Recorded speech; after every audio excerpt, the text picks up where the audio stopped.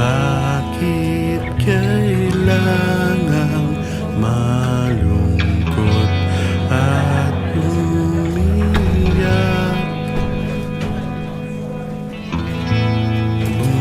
Bumabagal ang iyong mundo't bumibigat.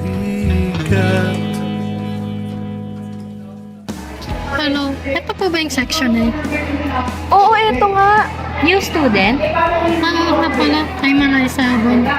Nice to meet you. I'm Jason Rivas, President ng Section A. I'm Armiel Alcalde. Ako naman si Zafira Silmar. I'm Arzeli. Halika, we'll tour you to the school.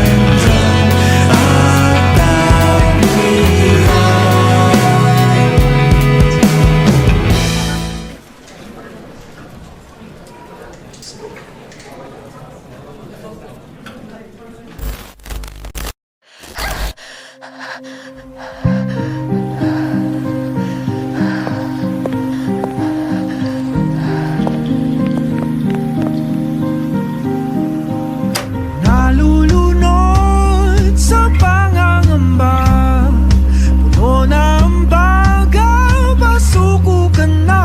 Uy, Arzeli, tulalayas ka na naman. Bilisan mo na, bababa na kami. Oo.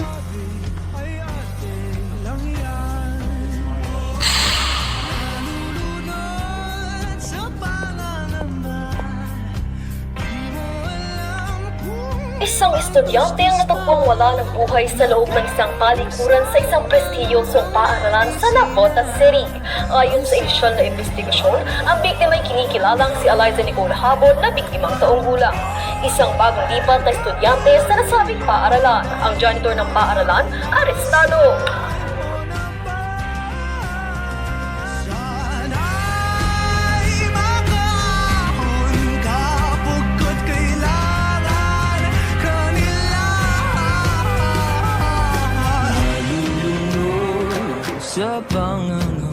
Arzeli, okay ka lang?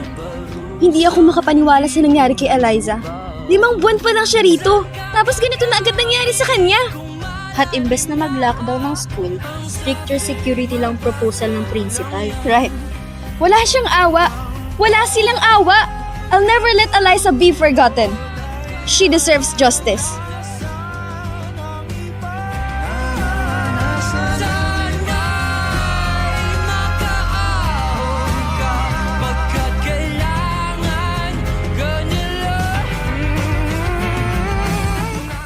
Are they even sure na yung janitor talaga pumatay kay Eliza? May katuba kung nasa school pa rin yung pumatay. I agree. Kung hindi tayo kikilos agad, maraming madadamay. Let's put the matter on our own hands. Kaibigan na nating 4 si Eliza. Hindi pwedeng pabayaan na lang natin yung kaso niya. It's settled then. When should we talk about this? Dito tayo sa bahay namin magkita-kita. Every Saturday, afternoon.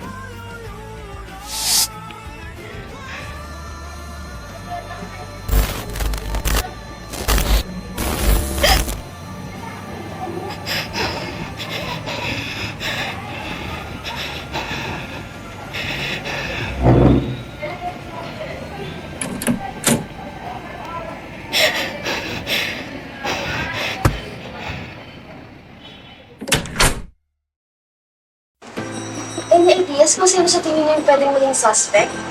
I have a feeling na may kinalaman si Yuna dito. Yun na ba, Tera? Bakit? Think about it. Yuna has always been different. She doesn't really talk to people unless necessary.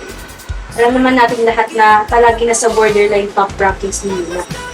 But the moment Eliza arrived, biglang nag-slide down yung ranking niya. It was the first time she got pushed out of the top 5. Let's take a closer look at her and observe her actions.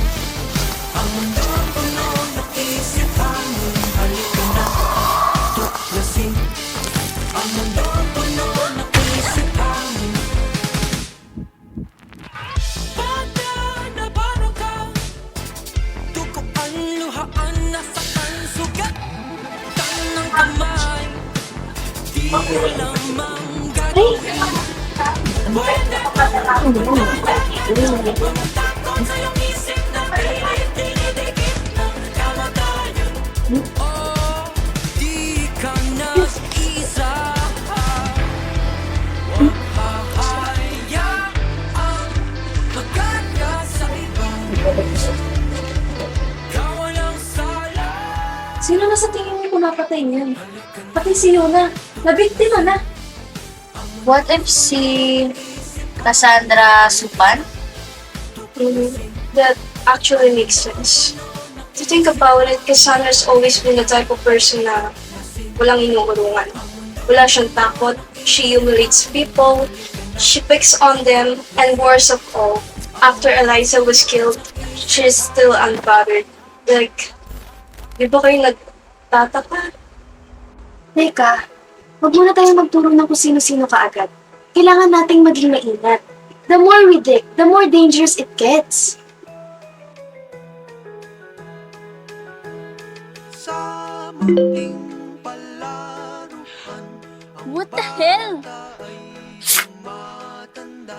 Padami na ng padami yung nadadamay sa gulo. May mga nag-drop na sa school natin at halos kalahati ng klase natin di na pumapasok.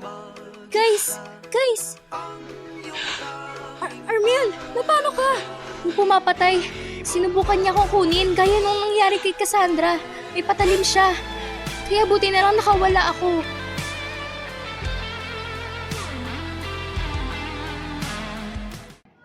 Kinakabahan na talaga ako, Arzeli. Nag-aalala ako sa pwedeng mangyari sa ating apat. Arzeli, Safira. Jason, maupo ka muna rito. Dina, may gusto lang akong sabihin. Ano yun?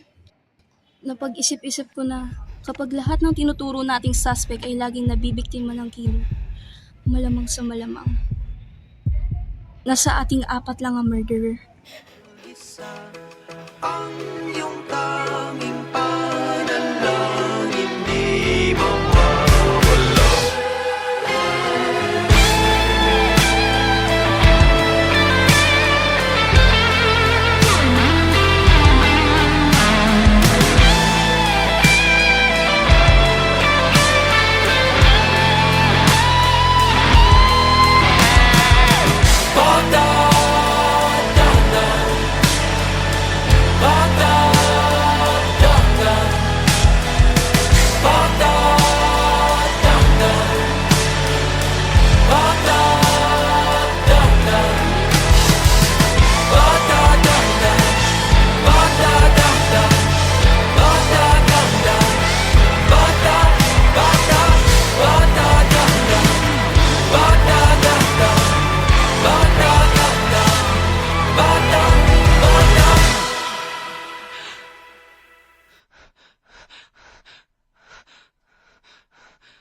Guys!